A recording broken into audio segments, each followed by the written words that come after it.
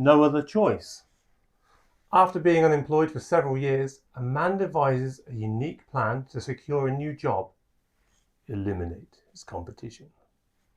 I feel that's how it should have been Based said. on the novel The Axe by Donald E. Westlake. Okay, so this is a Korean film? It's a South Korean film.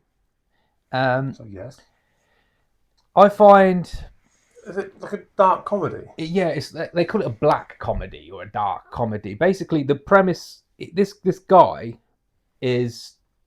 It sets up really well with his family. He's got the best life, his kids, he's got his dogs having a little barbecue, his job's going great. He ends up getting axed from his job when he doesn't think he's going to be the one.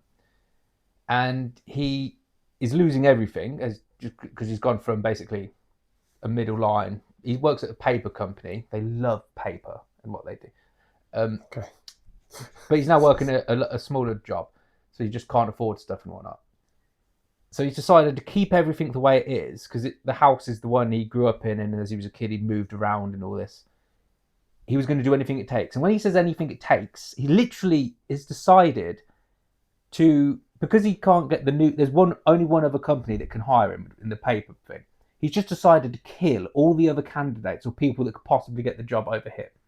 But it's done in like these South Korean stories have a really good way of storytelling. They put lots and lots of scenes in. That I think in Americanized versions, you'd say there's too many scenes, but they get it just right on this is this bit, and keeping it moving and flowing with the story. There is a couple of points where it does slow down, but yeah, it's quite good. And Rotten Tomatoes has got 100% critic rate as it stands at the minute, and I don't think it's that good, but they do. You've also got this guy what did he do? The director did Old Boy. He did Old Boy, and other South Korean films would be like Parasite and Memoirs of Murder and what it is, and some of them are very good.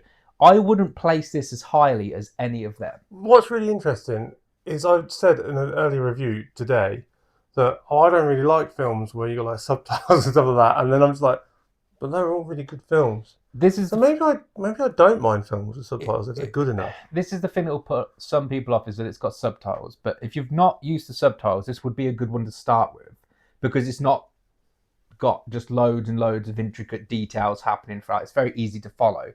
And if you can't do subtitles, you really are missing out on some, from all around the world, just much better films than America. A lot of the American ones copied, which a lot of people wouldn't see. But this film's also really good looking. It's directed like masterfully. There's lots of bonsai, South Korean atmosphere and tree. It's very beautifully shot. It's very beautifully shot film. For its looks.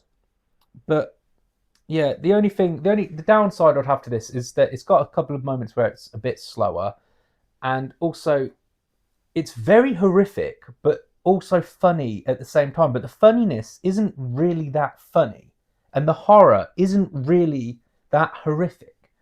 And there's some, like, I don't know, it's a very awkward film, which it's meant to be. You love that. Yeah, I liked it. But to me, the conclusion of the film wasn't as strong as in some of the other South Korean films that come out. But that being said, it was very good. I don't really want to go into too much detail on certain scenes, but there's like one scene where he's going to cut a body up, and he deals with it in a different way, how he might deal with his bonsais, and his like son's on the roof, but he's like tented up round the greenhouse, and his son can see him from the top and stuff. And there's like things that have to be explained, the police catching on to things or not catching on to things. Yeah, it's a really good film. If you've not watched anything that's like South Korean or from other countries, it would be a good one to start with.